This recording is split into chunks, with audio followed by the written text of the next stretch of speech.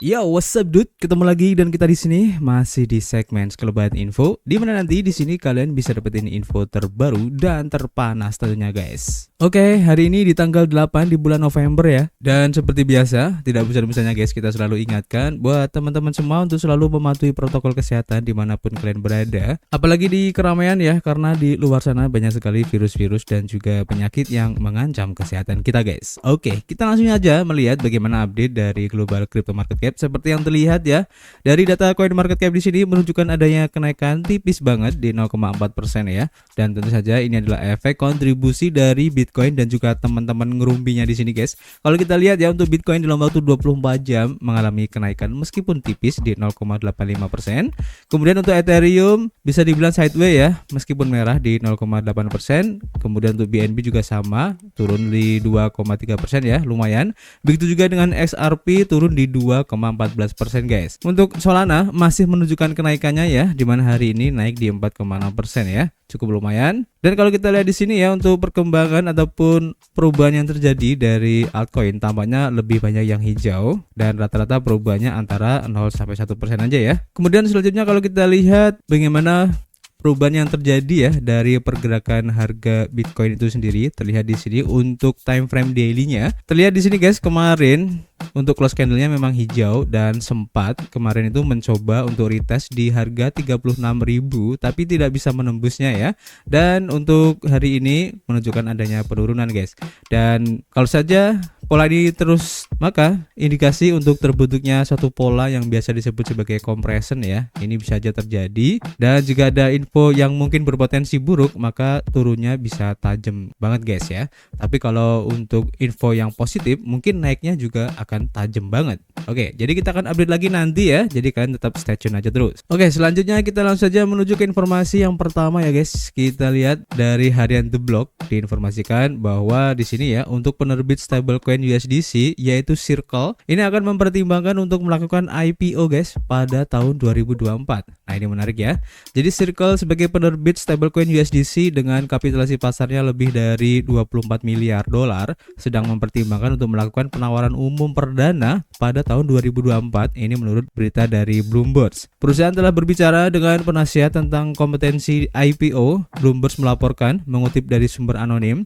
Jadi meskipun tidak jelas berapa nilai yang ingin dicapai Circle dalam IPO tersebut, perusahaan ini dihargai sebesar 9 miliar dolar ya ketika mencoba untuk go public dalam sebuah kesepakatan cek kosong pada tahun 2022. Pada tahun 2021, Circle setuju untuk go public melalui merger dengan perusahaan akuisisi tujuan khusus yaitu SPAC bernama Concord Acquisition Corp. Tetapi pengaturan itu kemudian gagal ya. Investor Circle termasuk perusahaan keuangan kelas berat seperti Goldman Sachs, Fidelity dan juga BlackRock. Stablecoin USDC yang pernah memiliki kapitalisasi pasar mendekati 56 miliar dolar mulai mengalami penurunan dramatis ya pada Juni 2022 guys. Jadi kita tunggu aja guys, apakah benar nanti di tahun 2024 Circle ini akan mengadakan IPO-nya guys. Dan ini tentu saja menjadi salah satu opportunity yang cukup berpotensi ya ke depannya nanti. Dan kita lihat aja seperti apa guys ya. Kita lanjut ke informasi berikutnya. Kita lansir dari harian Coindesk. Diinformasikan bahwa Robinhood akan memperluas perdagangan kripto ke Uni Eropa dan berencana untuk memulai pialang Inggris. Platform perdagangan kripto untuk Uni Eropa akan dibuka dalam beberapa minggu mendatang guys. Dan Robinhood, platform perdagangan populer, berencana untuk memulai perdagangan kripto Uni Eropa dan operasi pialang Inggris dalam beberapa minggu mendatang. Robinhood mengatakan di selama musim panas bahwa mereka ingin memperkerjakan staf di Inggris karena berencana untuk berekspansi ke wilayah tersebut. Langkah ini dilakukan karena beberapa perusahaan kripto telah menangguhkan melayani pelanggan di Inggris ya, berkat aturan promosi baru yang mengharuskan perusahaan kripto untuk memberikan label risiko yang jelas dan menerapkan perubahan sistem yang mulai berlaku pada 8 Oktober. Robinhood juga mengatakan dalam laporan pendapatannya bahwa pendapatan terakit kripto kuartal ketiga turun 55% menjadi 23 juta dolar ya dari kuartal yang sama satu tahun sebelumnya. Pada bulan Juni, Robinhood mengakhiri dukungan untuk semua token yang disebut sebagai sekuritas dalam tuntutan hukum SEC terhadap bursa kripto Binance dan Coinbase. Token-token tersebut antara lain ada Cardano, Polygon, Solana, dan beberapa altcoin lain ya. Kemudian saham dari perusahaan ini turun 5,8% dalam aksi pasca pasar karena pendapatan kuartal ketiga di bawah estimasi analis dan panduannya juga mengecewakan guys. Untuk tahun ini, saham Robinhood yaitu dengan kodenya HOOD lebih tinggi ya, sekitar 18% dibandingkan kenaikan S&P 500 sebesar 14% guys. Jadi kita tunggu aja guys langkah yang dilakukan oleh Robinhood ini untuk memperluas jangkauannya di Uni Eropa, dan ini tuh saja cukup menarik ya untuk diikuti guys. Kita lanjut ke informasi berikutnya ya. Kita lansir dari Bitcoinis, diinformasikan bahwa raksasa gaming Square Enix memasuki sektor NFT dengan koleksi ini guys. Dalam sebuah langkah untuk memadukan game dengan non-fungible token ya atau NFT, Square Enix telah meluncurkan proyek seni digital global pertamanya ya, yaitu Symbiogenesis guys. Mulai hari ini, raksasa game ini membuka kampanye entry allowance bab 1, menawarkan kesempatan kepada para penggemar untuk mencetak koleksi digital eksklusif secara gratis. Kampanye Symbiogenesis mengundang gamer untuk mencetak seni digital eksklusif. Peserta harus bergabung dengan server resmi Symbiogenesis Discord untuk terlibat dalam berbagai aktivitas dan mendapatkan tempat di daftar yang diizinkan sebelum kampanye berakhir pada 21 November 2023. Kampanye ini memperkenalkan sistem berbasis poin untuk menentukan pemain mana yang dapat mencetak salah satu dari 500 karakter yang tersedia, dan karakter-karakter ini yang dirancang dengan rumit untuk memainkan peran untuk mengungkapkan elemen cerita tidak akan tersedia untuk dicetak secara umum.